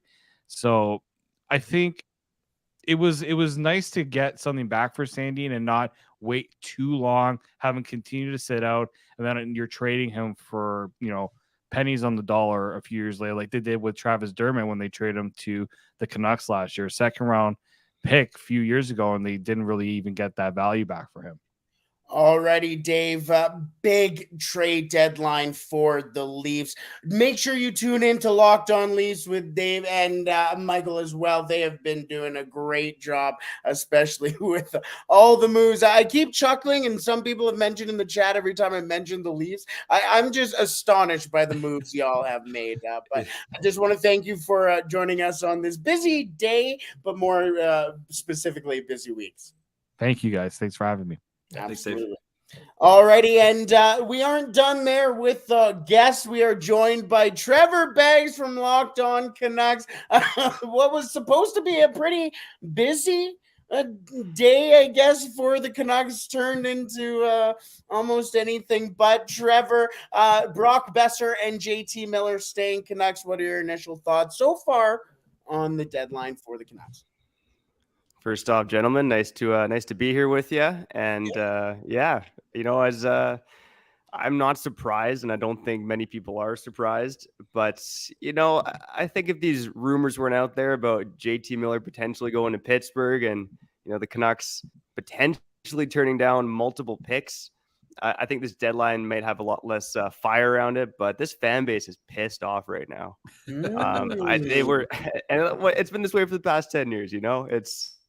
It's nothing new for Canucks fans, but I think arguably the second most valuable asset of this trade period was that pick acquired in the Bo Horvat trade, and to go and flip him, just when things might seem like the Canucks might do things normally, they might hold on to some draft picks. They go and trade that pick for Filip Hronek. I'm still rattled about that, and then it's obviously pretty rattling to hear that the JT Miller stuff as well. I think the one bit of devil's advocate I will play there is that, for those who don't know the reports, apparently the Canucks turned down multiple picks in a trade between JT Miller and the Pittsburgh Penguins because Pittsburgh couldn't give them a young center. I will say the flaw in that argument is, based on that logic, the Canucks wouldn't have traded Bo Horvat to the Islanders because they wouldn't have gotten a right shot defenseman. So it's fair to wonder, like, how true are these reports really? But whether they're true or not, the fan base is pissed off, and they probably have a right to be. 100%. Yeah, Trevor. The Hronek thing confused me too, as somebody who enjoys watching the Detroit Red Wings. You saw the Canucks trade a first round for him. You heard whispers of some of those reports you just mentioned about them wanting players back as opposed to draft picks. Does it seem like the Canucks are maybe shying away from like a full tank rebuild and instead going into, we're going to try to do this on the fly and be competitive next year? 100%. That's 100% what they're doing. And it's not even, just hearsay or us assuming. It's what Jim Rutherford told everybody. You said that, we didn't want that the team didn't want a full-blown tank, full-blown rebuild. And I thought it was very interesting when he gave that presser back in January and a reporter asked him about the timeline to make this team better. And he said a year or two. And he said 3 years. Oh, yeah, easy. This team will be better in 3 years. Well, Canuck fans have been living in Groundhog Day for the past 10 years. Like I couldn't grow a beard the last time the Canucks were in the Stanley Cup Finals. It's time's flying by right now, and it's the same old BS here in Vancouver. So yeah, it's a frustrating time. And no offense to Philip Pronik, and I'm sure he's a good player. Well, he is a good player. Whether he's a one-trick pony in terms of being an absolute stud like he's been this year is up for debate. But yeah, it's frustrating, and I know the deadline just passed. I'm still waiting with bated breath that something could happen. I theorized last night that Locked On now that Brock Besser had a pretty good addition for his home state team last night against the Wild, but it looks like the Wild have used that cap space to acquire Klingberg instead by the looks of it. So yeah, more disappointment here in Vancouver. That one's a pretty interesting one. By the way, you can grow a pretty nice beard now. It's pretty solid. Thanks, man. The camera's doing wonders. There's some gaps in here.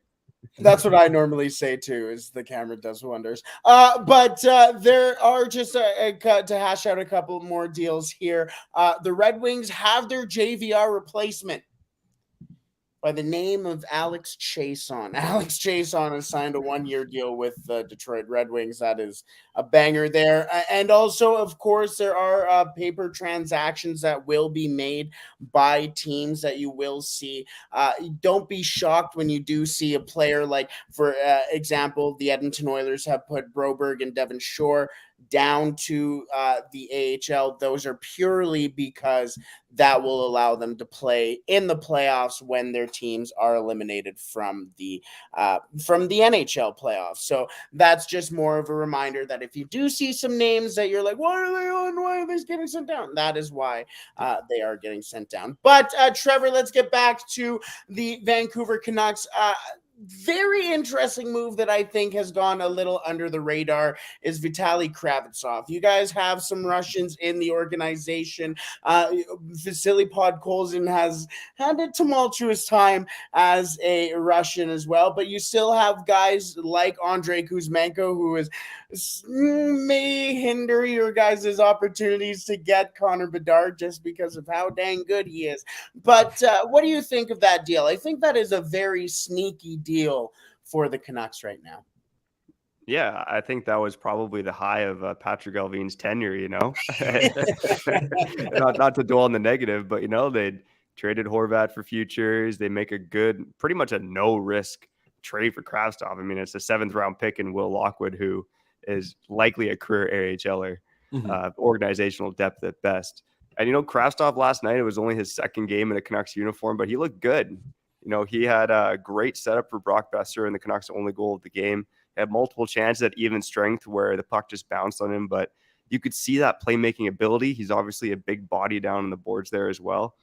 But again, I think there's just so much emotional scarring in Vancouver. I mean, this happens every year, like, I don't know if you remember Brendan Leipzig from a few years ago. Brendan Leipzig was a high draft pick, came in, put a bunch of points up at the end of the season. And then lo and behold, he ended up being, nothing at the NHL level. So I want to believe Kravtsov's a bit different, but there's some emotional damage here for sure. I do got to ask. So the Canucks are, I know we're in Retool. What'd you guys name it? Retool 3.0 or whatever it is right now. I'm waiting for the software update, like 3.1, 3.2, et cetera, coming. But the Canucks are going into this offseason over the cap. Like, what are they going to do to try to get some flexibility as they, try to retool on the fly? Well, I believe right now, and I could be wrong, but I think after trading Curtis Lazar, they have $82.6 million on the books for next season, where if the cap goes up to 83.5, they'd be okay. But regardless, it's not a spot that a team like the Canucks should plenty be of money to do stuff, right? Yeah. No problem. You're fine. I think Kyle and I will probably talk about this on another episode of Locked On Canucks as, news gets a bit quieter, but an Oliver Ekman-Larsson buyout. I think this is something that seriously has to be considered by the Canucks.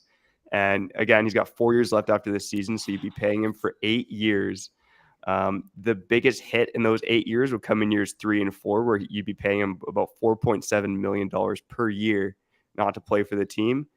But again, if the cap's going to go up potentially around 90 million by then, in about 3 seasons from now, maybe that's not as bad. But I would argue right now that Ekman Larsson's already providing negative value. I mean, his first year in Vancouver, he was surprisingly solid, but he's been an absolute disaster this year. Foot speed's not there, can't produce offense, just a defensive liability. Like, he's doing nothing right. So I do think that's kind of not quite a get out of jail free card, but it opened up $7 million of cap space heading into next season. And, if this team wants to be competitive and retool 3.12 on the fly, then Yes. I think thinking that Oliver Ekman-Larsson buyout might be one of the only avenues to go down. We do have some news in regards to John Klingberg, the John Klingberg deal. The Ducks are trading John Klingberg and are retaining 50% of Klingberg's salary to the Minnesota Wild for Andrei Schuster, a 2025 fourth-round pick, and the rights to Nikita Nestorenko. So a little bit of everything for the Ducks here, certainly adding the futures for sure for John Klingberg. Pretty interesting deal that is being unfolded. Frank Seravalli also has been saying that there are still a lot of details that are unfolding, so we may be in for a little bit of a flurry here down the stretch. But a move that was done way before any of this even happened, the New York Islanders and the Vancouver Canucks getting their deals done early. The Bo Horvat deal in exchange for Bo Horvat, Anthony Beauvillier, Aturatu, and a draft pick as well. But I want to talk about the players, more specifically Beauvillier.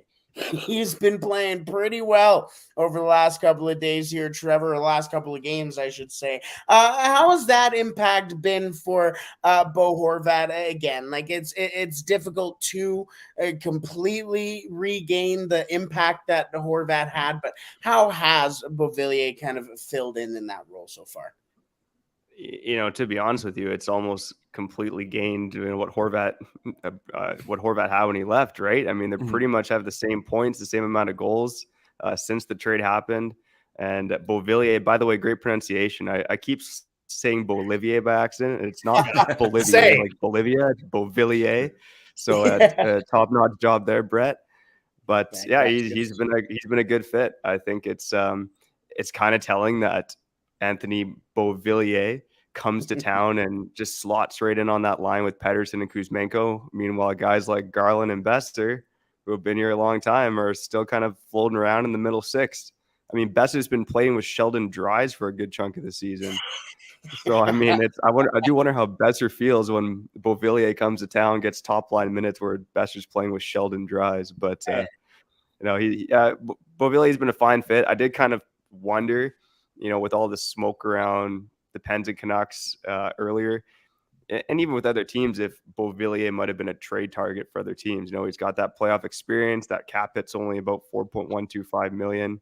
I think he could have been an easier player to trade, but I didn't necessarily expect it. And even when we ran a poll, I don't know if one person voted for Anthony Beauvillier being the Canucks winger that was traded, but he slotted in fine. When this team, pretty much, I'm imagining will be towards the bottom again next season. He would be a great deadline addition for another team. Well, we already got that locked down next year. Sorry. This is the tank battle of 2024 is on, eh? Locked on. Yeah, already. Locked on Sharks. Let's go. Was it supposed to be next year? I'm not sure, but let's focus on one Bedard at a time. So, one of the pieces that the Canucks got back, Aturati, I loved him in the draft process. I hoped that the Sharks had drafted him, and I know he's played a couple games for the Canucks as well, but I've watched him a lot in the AHL. I think he's going to be a piece that you look back and go like, okay, like the Canucks might have really gotten something out of him. He was a few years before his draft, he was considered a potentially top 5 pick going into the draft, fell into the second round because the team he played on was bad. And but no, I think he's a guy, once he kind of continues to build up his confidence again, I think he might be a really nice piece for the Canucks going forward. Yeah, I think for Ratu, from what I've seen and read, it's really between the ears for him in terms of figuring it out. Like he's got all the all in skill the in the head. world. I mean, yeah, it's all in his head. There was a reason that he was considered a potential first overall pick or a top 5 pick in that draft. And you talk to you read about like some interviews with his old coaches in Finland, and he was just way too hard on himself. Like the pressure got to him. Mhm. And I kind of had a bit of deja vu. Like even when he started his AHL career with the Abbotsford Canucks, he had 1 assist in his first 8 games down in the AHL with the Canucks farm team, and he said in the media that he was been playing horrible. And it was interesting. I think a day later he got called up to the Canucks. So it was Nothing like the very fair, inviting that's- Canucks prospect development that'll really help to clear up Ratu's confidence. So yeah, there you go. Nothing like being in Vancouver to make a player feel good about themselves. Yeah, to be fair, playing terrible and then getting called up to the Canucks is on brand. So. Yeah, that's exactly. He's just helping. He's fitting right in already. That's exactly what we traded for. Let's wrap up the Canucks talk there before it gets any more self-deprecating. Trevor, welcome to Locked On and welcome to Locked On Canucks. Thank you so much for joining us on what has been a pretty interesting time for y'all. So enjoy the new players that you have. Yeah, it's never dull, that's for sure. But I appreciate you gentlemen having me on. All the best. Thanks, Trevor. See you, Trevor. All righty. A fun little deal here coming up. Fun time we've had so far on the Locked On NHL Trade Deadline. As again, we have a couple of deals that may be trickling in here. That John Klingberg deal has not technically gone final, but the return has come out as well. A trade that has gone final. Dmitry Kulikov's trade has been gone final has been completed. 50% retained for Kulikov to the Penguins for Brock McGinn and a 3rd round pick. Guys, do you think, before we move on to our next guest here, do you think how many moves do you think we're going to be trickling in here right away? I mean, you'll probably see. I'm going to go 6 or 7. We'll hear about it up until about 5 o'clock tonight Eastern time. They got that fax machine. They gotta, it gets a little busy there, but yeah, I mean, you're gonna see a couple more. Nothing earth shattering. I think it's going to be a lot of kind of low end deals, maybe some AHL deals too, as GMs are also trying to, because you're trying to kind of bolster your AHL team as you're making runs for your AHL team making runs for the playoffs, all that fun stuff as well. So, but yeah, I think it's going to be pretty quiet here going. Couple trickling, but nothing earth shattering. Alrighty, we've seen a lot of deals so far today, and we spoke a lot about the deals that have benefited the teams, and we spoke a lot about the fan bases that are pretty pumped about the deals that have already been made. But how about the teams and the fan bases who are the angriest at the deals they have made? Who's mad about who they've given up? I see a couple of sellers chuckling right now.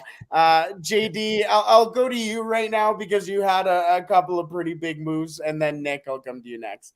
I mean, I think do you think sellers who are the maddest? The Sharks fans are still mad about Timo Meier, the return on Timo Meier, and it's tough when you don't have that grade A, surefire thing that you're getting from Timo Meier. But I mean, the Sharks are starting to rebuild, and this is going to be a very long and slow process. And, this isn't going to be one of those things of as soon as you trade for, Timo Meier, hey, whatever we get back, we'll be in the playoffs again next year. The Sharks have not had a rebuild like this since they were an expansion team. Right.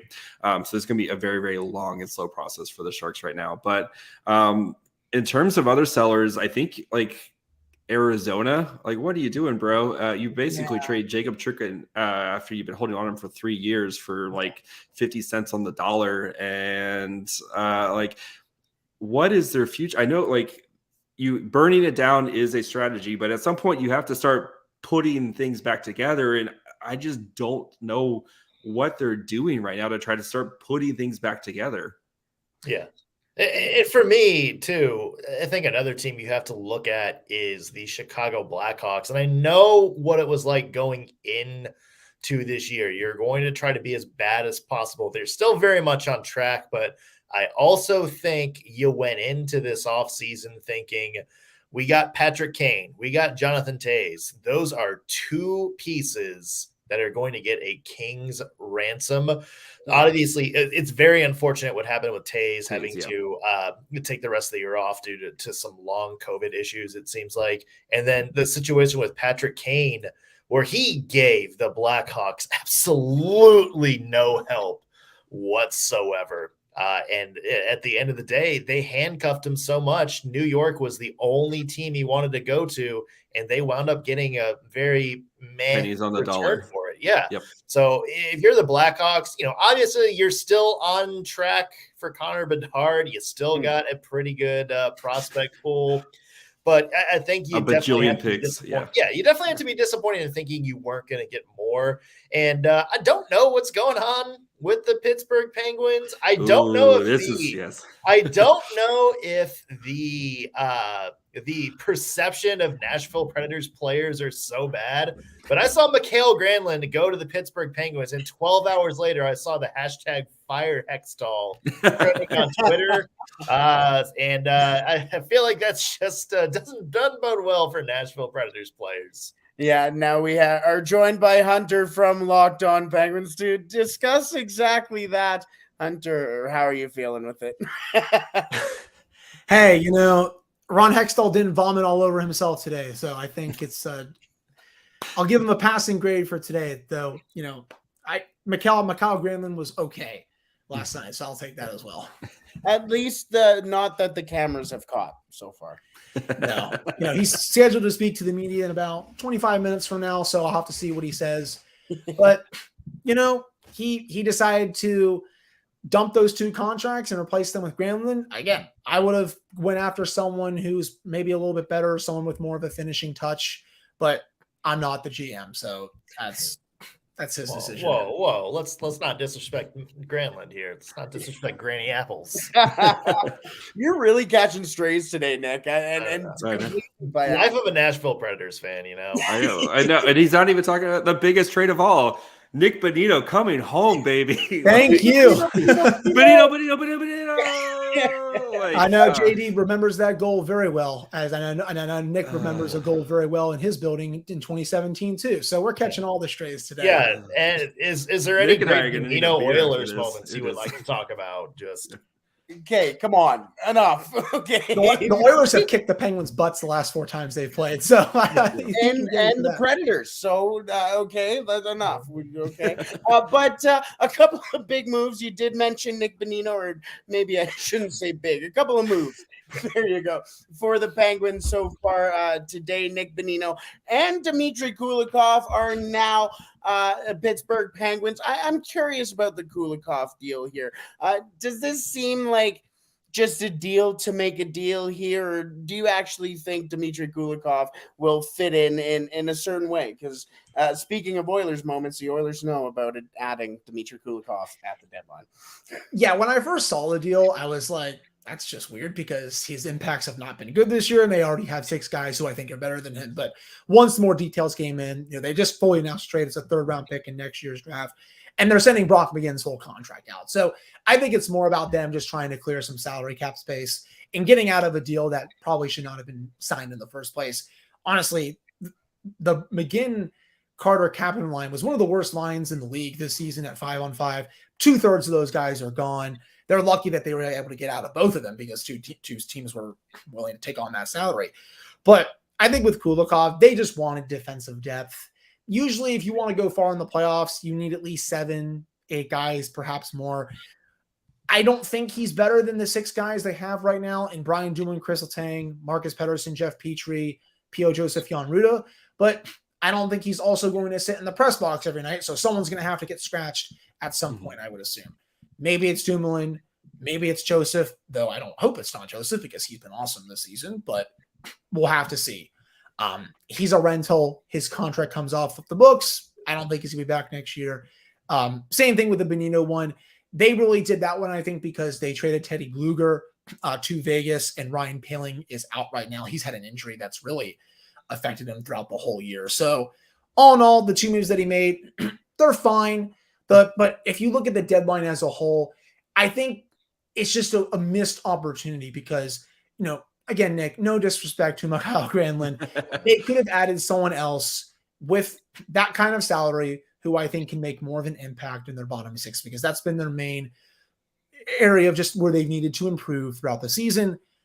I don't think they did enough of that at this deadline.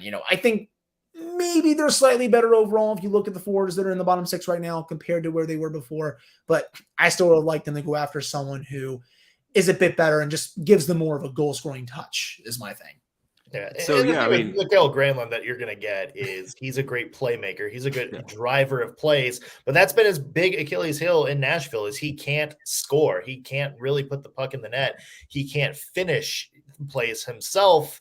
And that really seems like the Pittsburgh Penguins have a lot of him.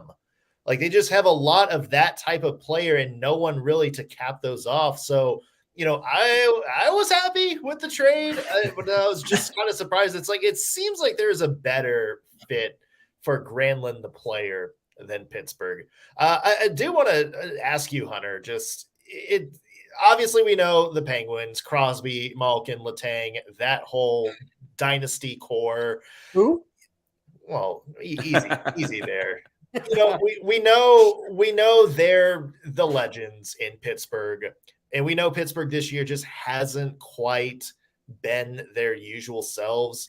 We've heard people talk about Ron Hextall, and I want to ask how much of the Penguins kind of falling out of the top echelon of the NHL do you think is just Crosby, Malkin, Letang naturally getting a little bit older? And how much of it do you think is just mismanagement with the team behind those 3? I think it's mostly the management. If I were to tell you that Evgeny Malkin and Sidney Crosby would have played every game this season, and this is where you'd be, I think you'd probably be pretty surprised. It's been everything this team has needed and more. Chris Letang, he's been through the ringer this year. Dad died, stroke, had 24 stitches to his lip last night in Tampa Bay. Yeah. Dude is just going through all kinds of stuff. But the top 6, all the core players, they have been as advertised. It's everything else outside of that has just been really bad. And that falls on the general manager. You signed Kasperi Kapanen to a 2-year deal this past offseason, $3.2 million per. You waived him 50+ games into the next season. That's bad asset that's just bad asset management. You signed Bronk McGinn a year and a half ago, and you just dumped him because he wasn't doing anything this year. 2 deals you easily could not have signed, yet you did. You let Jared McCann go in the expansion draft. You let Brandon Tanev go in the expansion draft as well. All of these things add up. And I didn't even get to Jeff Carter, who has just been, I'll be nice. He's not been good, to say the least. But I will say, Nick, Mikael Granlund just had Jeff Carter probably play the game of his life in Tampa Bay. That third line had 75% of the expected goal share. So maybe he is the key to unlocking Carter again, which is awesome. They need that very badly. But it has mostly been this management group. I gotta ask Hunter. So like it seemed, kind of perusing the timeline. It feels like a lot of Penguins fans are kind of upset. I mean, like you said, you have Crosby who's 35, right? You have Malkin who's 36. You have Letang. Like, why didn't they try to go big game hunting for one last time before this thing just falls apart and then you just go through a natural rebuild? Like, why is it kind of like you're not all in right now? Especially because, I mean, I know the Penguins, their pipeline isn't stocked full of, but I mean, you still have draft picks and stuff like that. Like, why are they not all in right now? That's a great question, JD. Ron Hextall is valuing draft picks like they're a bunch of magic beans. Like, oh, I'm going to find the next Connor McDavid with one of these picks. You're not even going to come close to finding the next, all-time great player with one of those picks. I don't really care about first-round picks for this year, next year, the year after. Everyone knows the team is going to be bad once these guys retire. But for some reason, he is valuing first-round picks like they are the greatest thing in the world. We all saw what Tampa Bay just did. High price for Tanner Janot, but I understand what Julian Brisebois is doing. He's going all in. He knows. He has a plan. Yes. Yeah. I mean, I don't know why. Jim Rutherford didn't care about picks. Ron Hextall, for some reason, does. It's very weird to me, to say the least. You made the commitment to the core in the offseason, everything else doesn't matter. You have to go all in every single year. And again, that's just falls on the manager because they could have built a contender for this season. It didn't have to be this way where you're trading players who you just signed less than a year ago, a year and a half ago, and making all these blunders in the expansion draft. It didn't have to be this way, but it did. And for a lot of this season, they're paying the price. I think that Edmonton loss at home was obviously very embarrassing. That woke them up a lot, and they've won 4 straight since, which is just total. That's just very Pittsburgh Penguins like. But if they don't go far this year, I think you're looking at a GM change. And they're right now expected to play the Carolina in the first round. Whoa. It's not Boston, I'll say that. Would anybody want that Penguins GM job? I mean, that's there's only 32 of them. I mean, yeah. So yeah. No, I mean, I don't think Mike Sullivan and Ron Hextall see eye to eye. I think that's been evident for some of the moves they've made. I know that Fenway Sports Group had a meeting with everyone down there this week. I heard from a couple people that some people came out of it a little upset. I don't know. That's just rumbling. It was Hunter. He came out upset. I can tell that the ownership group is not really happy with how this season has gone. And with how Fenway runs their sports teams, they usually want the best of the best running them. They lose in the first round here, or they don't make the playoffs, which I think is more unlikely. I think they'll make it, but they'll lose. I think you're looking at a GM change. Interesting. All righty. Hunter, that would be quite the move, but that is a move for the offseason, not the trade deadline. Very interesting deadline for y'all. We shall see if that leads into some more interesting offseason moves. Till then, thank you so much for joining us today, Hunter, on a pretty busy day that's coming down the pipeline. Yeah, appreciate it. Thank you all so much for having me. And well, the real fun to the playoff starts now, so I'm pretty excited. Exactly. That's playoffs. You can have those? Yeah. I know the season just ended. We do have Scott Bentley from Locked On Red Wings who kind of had an interesting day all of a sudden. We will mention that in just a second, but we do have one trade that has come across, a little one, but trades are trades. We're here for trades. Anton Blade from the the Avalanche, is on his way to the New York Rangers for Gustav Rydal, so make sure you pick him up in fantasy, but you don't care about that right now. You care about the Red Wings, and Scott, some drama coming down the pipeline for the Red Wings today. There has been a report right now from Chuck Fletcher, the general manager of the Philadelphia Flyers, saying that he didn't receive a firm offer from any team on James Van Riemsdyk. He says that they spoke to one team about a trade concept, but it was a conditional on that team making another move. And that seems to be the Detroit Red Wings. Scott, a pretty interesting day for you. What did you see today, and what did you think about the whole JVR saga today? Well, I mean, it certainly was a saga. First off, go blue. I see the Michigan banner in the background over there for the Preds. I also love the Bedard, makeshift Bedard jersey. JD, fantastic. It certainly was a saga, I guess, for a little bit there for sure. We expected all of the expiring deals to go, which is what happened. Pretty much all of the expiring deals were either extended or, cut ties with. So that kind of made sense in that regard. The JVR thing lasted like 40 minutes. Like everybody was like, oh, it looks like he's coming to Detroit. And then all of a sudden they're like, yeah, no, like the Detroit backed out and I don't know, they couldn't line up, whatever. And it sounded like picks were involved and Detroit didn't like the picks that were either going away or coming back or whatnot. So I'm fine with it. That was a weird 40 minutes of my life that I'm probably just not going to remember. I was gonna say, what's your favorite moment from the JVR era in Detroit? Like, you got, we need so many to choose from. Right, we did a goodbye graphic like Columbus did with the touching video that's going to be played is one to remember. Absolutely. Yeah, but you guys, go ahead, Nick. I was going to say, Scott, it's been an interesting week for the Red Wings fans because just last week Steve Yzerman said, you know what, we might make a swing at this. We might try to get into the playoffs. Then those 2 Ottawa games happened, and then you saw some of the moves. The biggest one is Dylan Larkin is back. I think that was a big piece that everybody was kind of hoping for. But then, you see Bertuzzi get shipped out the just hours later, and then guys today like Oscar Sundqvist, who's been a great depth guy for the Red Wings this year. So I'm curious your take on sort of the direction of the Red Wings rebuild after the moves of this past week. Yeah, no, that's the $1 million question, right? Because it's some people are frustrated because they feel like we are taking a step back when this season was going to be a step forward type of year. And I view it as, we're right at that critical point where rebuilds either become successful and you keep going forward, or your front office makes enough wrong decisions to where you just kind of go back down.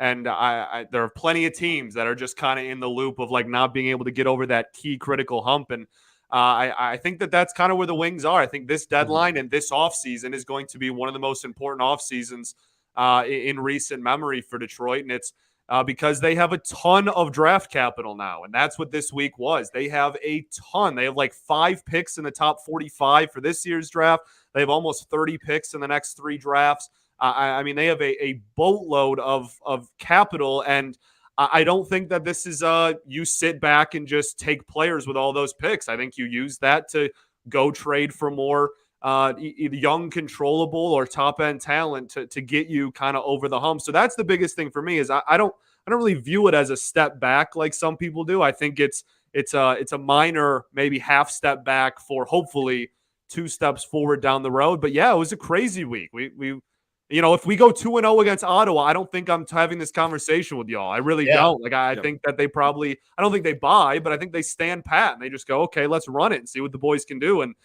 they got the doors blown off them on back-to-back nights, and the writing was on the wall. So they went into sell mode, and here we are.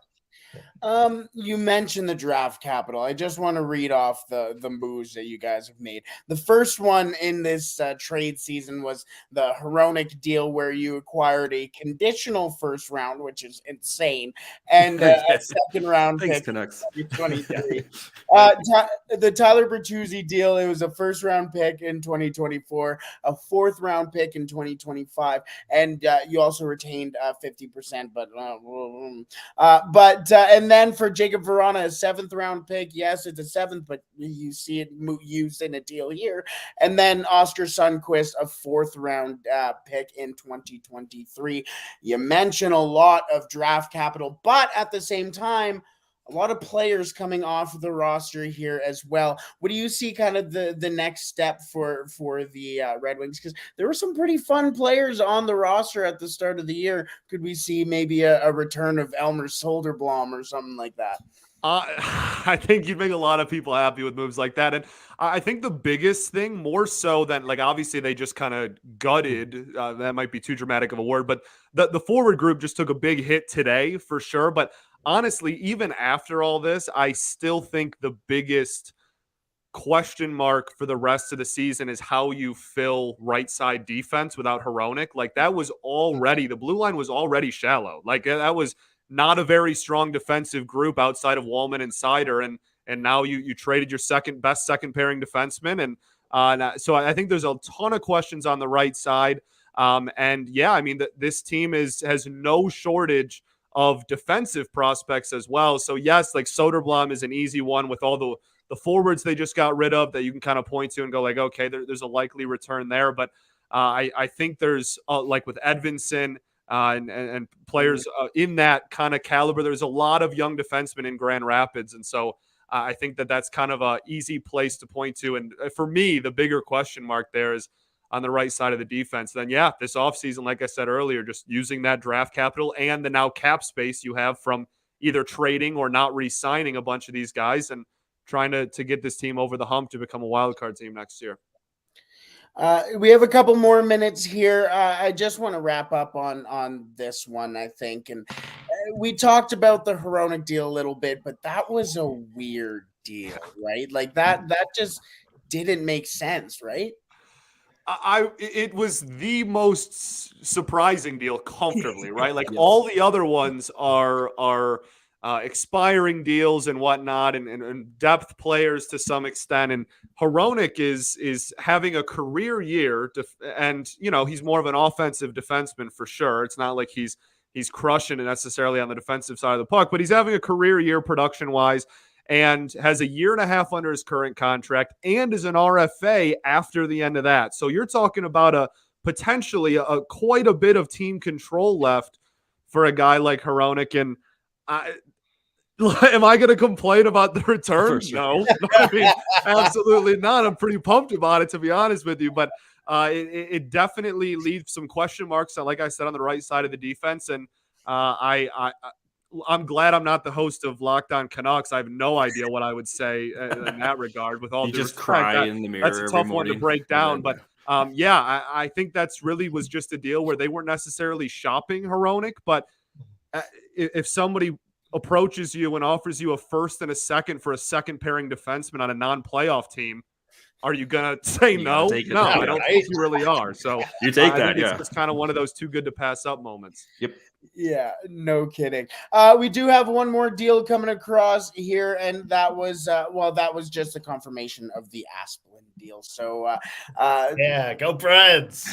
yeah, there we go. Stanley Cup champs 2024. Here we go. Scott, thank you for joining us, as you guys had a very anything but quiet, very loud, I think is the antonym I'm looking for. Very loud a couple of weeks here. So thank you for joining us, Scott, and best of luck the rest of the season. Appreciate y'all. Thanks, bye. Thanks.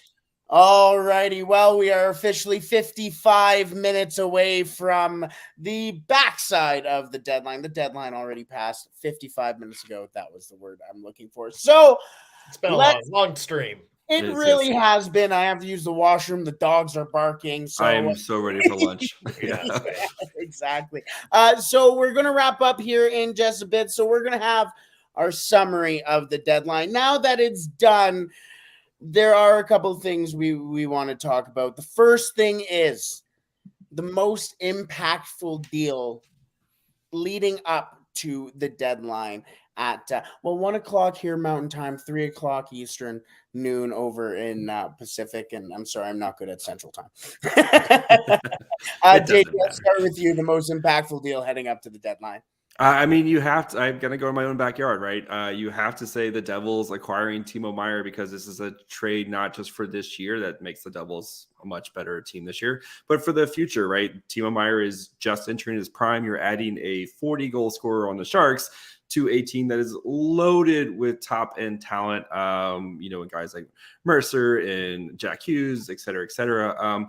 And they still have to resign Timo Meier. It sounds like that's something that will eventually get done at some point. But this takes the Devils from a young, fun, plucky team to a serious contender for the next several years, as long as they can make all these contracts fit. At some point, the bill does come due with all these contracts. But you've added a piece in Timo Meier, who was, as Nick said earlier, was the best player available on the market, and you added to him a young core that is on the rise right now. And again, I don't think this puts the Devils over the edge this season to win the cup. I still think we'll get to this in a minute. I still think it's Boston's cup to lose right now, but the Devils are going to be the team of the next 2-3 years now after this Timo Meier move. Yeah, and I was gonna also say Timo Meier to the Devils, but you stole my thunder, so I'm gonna go a little bit northeast to the Isle of Manhattan, and I'm gonna say I still think it's the two deals that the New York Rangers made, getting Vladimir Tarasenko and Patrick Kane. This was a team who was scoring a lot, but had concerns about maybe the middle six of their lineup. I think both Kane and Tarasenko, if they're healthy, come in and fill that gap. And the other wild card one, I'm going to go out west, and I think it's Korpisalo going to the Kings, because again, the Kings, very good team in the West that were winning despite bad goaltending. Now they have a pretty decent goaltender in Korpisalo, who has had a couple of good seasons. If he plays well, maybe the LA Kings are in the conversation for Western Conference champs. You can't also forget Vladislav Gavrikov was included in that deal. And I Right, think yeah. the thing about that, too, is it's a young defensive core other than Drew Doughty. So getting a guy who is very good in his own end, I think, can definitely add to that. I have two parts to this answer. The first one is, I think the most impactful single deal, and I hate to be a homer here, but I truly, Homer. I think, yeah, I'm going to be a homer. I think it's the Matthias Ekholm deal, and I think it's because it's the bias of the fact that we were able to see that deal already in place. We saw how the Edmonton Oilers have already changed their mindset defensively and in their own end with Matthias Ekholm, and Tyson Barrie was a luxury for the Edmonton Oilers. And on the flip side, I think Tyson Barrie is going to be a very good defenseman for the Nashville Predators. He got a first-round pick in Reed Schaefer, a former first-round pick, got a first-round pick as well. So I think it's a win-win for both teams in this situation. Oilers get a player that they needed, and so did got the package, I should say, the Preds did for the future. My second, quickly before we move on, is just the whole thing that the Toronto Maple Leafs have done. I think they did exactly what they need to do, and Kyle Dubas doesn't have to worry about, oh, did he do enough? He did exactly what he needed to. Now it's on the players. And just before we wrap up on the Locked On NHL Trade Deadline, as it has been a fun one, despite it being a little quiet, let's get our Eastern and Western Conference champions and with the deals that have happened at the deadline, your Stanley Cup winner. Nick, I'll start with you. Oh, the West, the East is easy. I think that's the Boston Bruins. I still think the road to the Cup goes through Boston. I think they're the best team top to bottom. Out of the West, it's very tricky. Everybody has kind of been mid. There's been some teams that have half improved. So by default, I'm going to go with the Colorado Avalanche, who are starting to get healthy. And I still think when Landeskog finally gets back, they're going to go back to looking close to the Avs of last year. They're not going to just steamroll everybody like they did last year, but I still think they're the best team out there. And then I've got to give the Cup to Boston. I'm sorry to be predictable. I just think they are the best team in all aspects of the game right now. Offense, defense, goaltending, everything is working for them. I think they may be the Avs of last year that just steamrolled this entire thing. I'm copying my answers. That was the exact same answers I had. I mean, yeah, Boston. The only thing is just how insane the East is right now. And, I know they're deep, right? If they're potentially having Taylor Hall in their third line when he comes back, is absolutely insane. But yeah, I mean, I think it's Boston's cup to lose right now, and the Avs, they've navigated through the injuries. They put themselves in position to get into the playoffs and make some noise here, and they are the defending cup champions. I think the big thing though is going to be Cale Makar's health. If he can come back and be healthy, him and Landeskog, but like Makar is just, he's that game breaker for them. So since you picked Colorado, I'm going to pivot here, and I'm going to say the LA Kings, as much as it hurts me. I think they go on a surprise run here. Like I said earlier, they are very deep. I think they fixed their goaltending issues here. But I still think it's Boston's cup to lose. Yeah, no, 100%. And for me, I am surprised no one mentioned it, but the New York Rangers, they added all the pieces they need to here. And I think if there's one team who can potentially take down the Bruins, and I'm going to be fun, not mention the Bruins, I'll go with the Rangers. And on the West, the Edmonton Oilers. No, I'm kidding. Just go all in, baby. Yeah, just all the way homer. No, I'm going to say the Vegas Golden Knights. I said earlier, I think it's a sneaky move with Jonathan Quick, and don't count out Dyson Mayo as well.